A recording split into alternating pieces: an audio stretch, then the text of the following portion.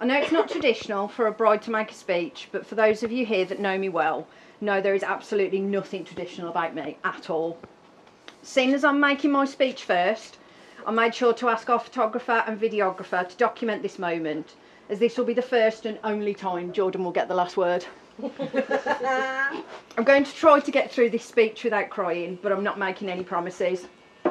Firstly, I want to say a few thank yous. So thank you to all of you here today for coming to celebrate with me and Jordan. Corey, Jordan's best man, thank you for being such an important part of our day and for making sure Jordan got here on time. An extra special thank you to my nan and granddad for helping with the wedding and giving me somewhere to hide my dress from Jordan for the last few months. A massive thank you to my mum for making mine and Jordan's wedding rings, which makes them even more special. And to my brother for making my necklace and the ones for my beautiful bridesmaids and Casey Cat, who's not paying an ounce of attention. Abby and Nicole, my stunning maid of honour and bridesmaid. I wouldn't be the person I am today without you two. You've both held my hand through some of the toughest times in my life, and I will never be able to repay what you have done for me. All I can say is I love you both so much, and I'm so proud to call you my friends. Abby was actually living with me at the time I met Jordan. She even helped me get ready for my first date with my now husband, which of course meant she was an unfortunate witness to 4 outfit changes, 3 different hairstyles, 2 makeup redos and 1 massive mess in my bedroom before I decided what to wear.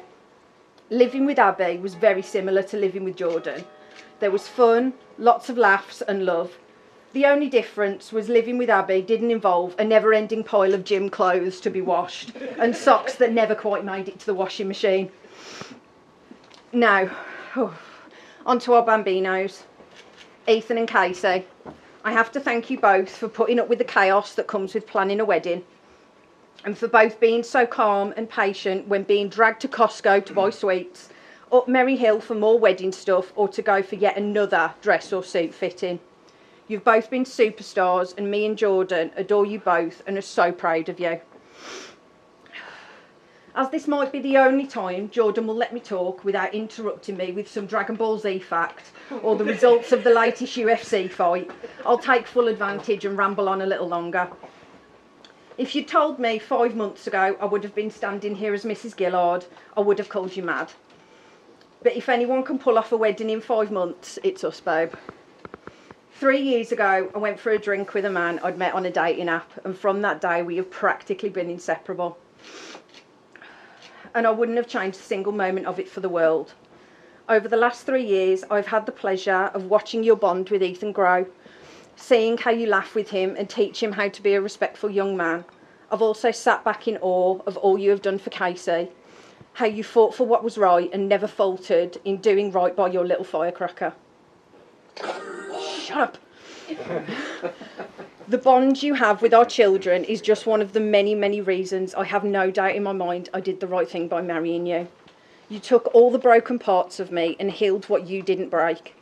You push me to be the best version of myself every day, to be the best mom and stepmom I can possibly be, and you do all this. You're a mom. Carry on. and do all this while fighting your own demons. You're the kindest, sweetest, most loving man I have ever met, and I count my lucky stars every day that I get to call you mine. So far, we are 3 years down, babe, just the rest of our lives to go. And I can't wait to spend it with you. The places we will go, the things we will achieve, and we will do it all together from now until we are ghosts. So if you will all join me in raising a glass to my amazing husband, to Jordan. Jordan. Oh, okay. Thank you. Oh, okay. We can stop now.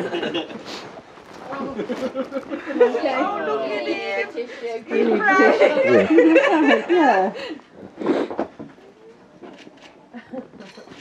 What? Sorry. It's fine. I thought you was gonna cry. Yeah. I managed to hold it in. Second anyone else goes, I'm not going to be able to. How the turns of tables. Come and stand up here then, Baba. Can you stand up a little bit just so everyone can see you? Thank you, sweetheart. Hello to all. For those who do not know me, my name is Ethan Dibbins, son of Tasia Gillard, and of course the favourite child. It feels like yesterday when I first met Jordan and Casey, and now Mum and Jordan are married, but I guess time flies when you're having fun. Jordan is easily one of the best role models I have to look up to, especially when he loves anime and Dragon Ball Z and collects that I took off him. Jordan is kind and helps anyone who needs it, so that makes him the best stepdad I could ask for, along with a kind and thoughtful little stepsister that has someone else to look up to. It's me, of course. And then my mum, the best mum in the world, the only mum I could ask for. She is the best thing ever in my life. She's the best thing ever in my life and helps me through my highs and lows and when times are hard. I will always love you forever until the end. Now if you have a glass on you, could you please raise it? I toast to Tasia Gillard and Jordan Gillard for a life of happiness and success. To Mum and Jordan, I love you both.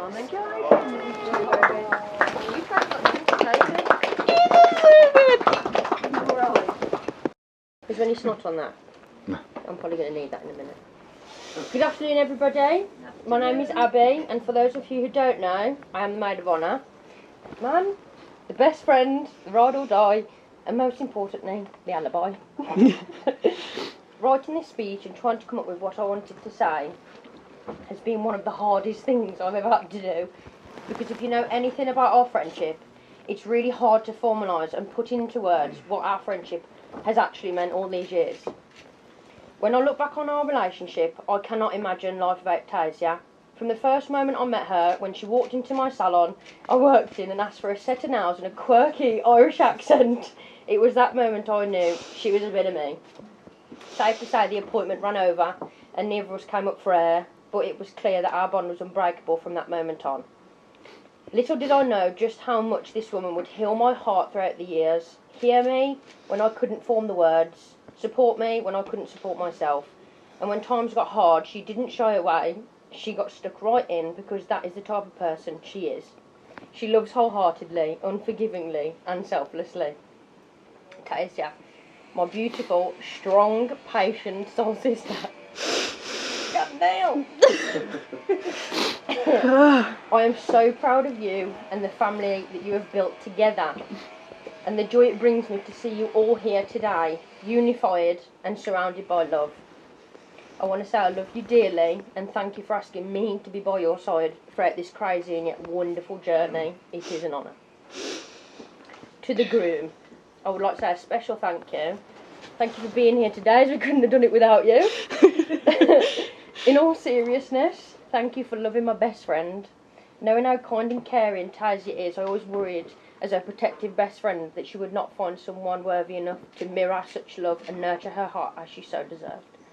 However, lo and behold, 3 years ago, one evening, Tasia sat me down and told me she'd been speaking to this guy, and instantly I saw her sparkle.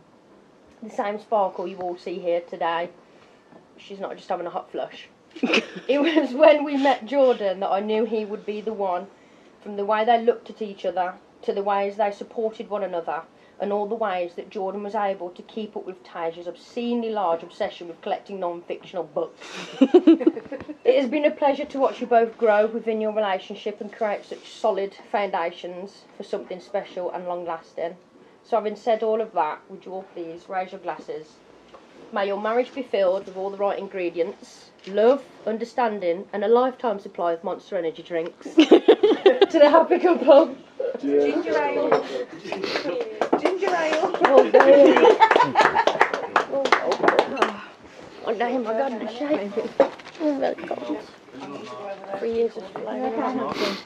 Sure. Only have one here. You're in it. Good afternoon, everyone. I'd like to take this time to thank you all for coming to celebrate our special day with us. Honestly, this is mind-blowing. I'd like to thank the bridesmaids, the mother-in-law, nan and granddad and brother-in-law for everything that you've done throughout this whole process.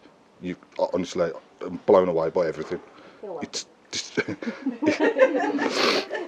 And a special thank you to my new wife for not doing a runner. Still questioning why you haven't, but me and Tass met in person in a bar in summer of 22. Spoke for hours about literally anything and everything. There was no meaning to the conversation, it just seemed to flow. After that moment, we literally counted down the time until we saw each other again. We have so many memories to share, but the one that stands out to me the most was our first day out with our kids. We took the kids to Telford Park so our kids could meet. We all laughed, shared a great day, seeing how Casey and Ethan got along paved the way for how we as a couple were going to move forward in our relationship. Seeing how Tassie's with Casey and how she raises Ethan, just purely amazing. It's a role model in itself. She's been a good role model to Casey that every little girl needs in their life, and Casey has took to Tass very easily, just by Tass being her friend, someone she could talk to and someone she needed. Casey's always been my little terror, but seeing how Casey's with Tass is something that you can't buy. I'm forever grateful for everything that you've ever done with Casey. As many of you know, me and Tass kept our kids, we always keep our kids as the centre of our lives, and no big decisions were ever made without their input. So when I asked Tasia to marry me, I took Ethan out for a lad's day a few weeks prior and took him out for food. We had a great day, and I asked him how he would feel if I asked his mum to marry me. Ethan was delighted and said he'd like that. Ethan made me feel very welcome in his home and always showed manners, very polite young man, and welcomed me with open arms every time I saw him. I don't have a son of my own, but having Ethan as my stepson just makes me extremely proud to be part of your life journey. Tass, I can honestly say that I did fall hard for you. You're the most caring, loving, and by far the smartest person in our house. No matter how many times we have to tell you, Ethan.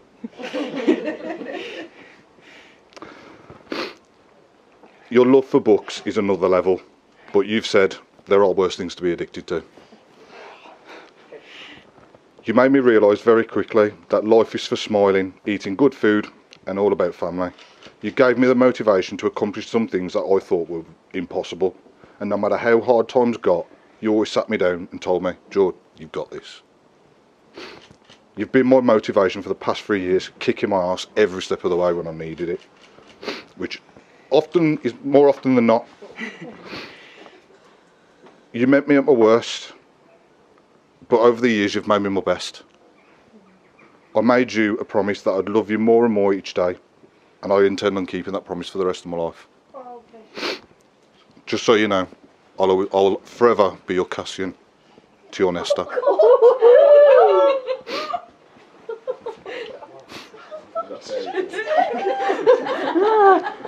Anybody who's read them books, mate, you'd understand it. Let her read it, you'll enjoy yourself. I can't read, but she tells me all the highlights. Now, I'd like to hand you over to my best man, Corey, for what I can only imagine to be a complete torture of my personality. So, please don't embarrass me too much. Not like that's ever going to happen. Thank you, I appreciate it.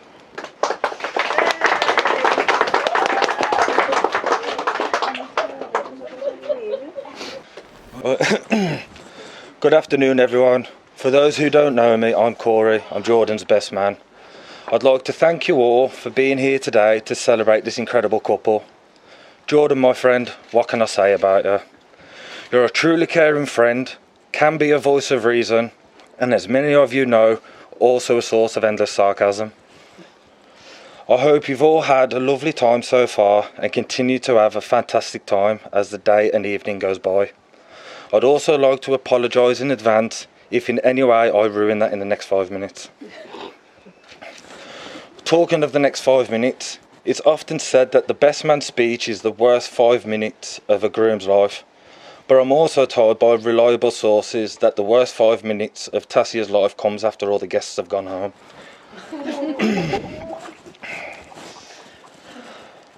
I have known Jordan for over 25 years. You know how kids are. You meet someone for the first time and instantly you're best mates, and we've been like that ever since. For anybody that knows Jordan, you have probably got a fair few stories about him yourself. But if I share them, I'll incriminate myself. Now for the bit everybody looks forward to is the roast. But which embarrassing story do I tell, as there are that many? Bone. Right. One weekend we was partying like usual. Usually did. And George was complaining that his ass was killing him all day. Just, you could see in his face he was in pain. But as we had just spent all our money on booze, we couldn't get a taxi, so I made him walk to the hospital. When we got there, we was in the waiting room, and all we did while we was there was checking all the staff fingers, as Jordan knew what was coming. And after a while, Jordan was called into the cubicle by a doctor who had the fingers the size of King Kong's thumb. I was in the waiting room, waiting outside, and all I could hear from that room was the doctor asked George to go into the fetal position. I'm already crying from laughing. All you could hear after that is, "Ah! I've been violated." I couldn't breathe. I was laughing that hard. The nurses had to give me a gas and air of that because I just couldn't breathe. Once I finally stopped laughing, I went into the cubicle, and all I could see was George rocking there like a baby, sucking his thumb with tears rolling down his face, which again just started me laughing again. I would offer Tasia some words of wisdom, but for the last few months I have been telling you still could have said no. George, take Tasia's hand and place your hand on top of hers. Now remember this moment and cherish it, because this will be the last time you ever get the upper hand. Lastly, remember to always communicate and try not to go to sleep angry. And at this time, I would like to ask everyone to raise their glasses.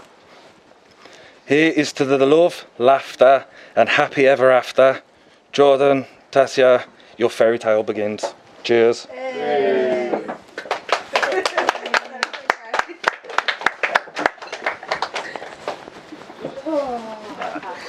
I knew he was going to bring up that thing about it when you had that cyst. I knew it. He got on it when he had the cyst. Yeah. That's why he's got two bummels. What? He literally had a cyst up his bum out, and that's why he had to go to the hospital. I had to have air in that, man. I couldn't breathe, man. I was having an asthma attack and that. I was laughing that hard.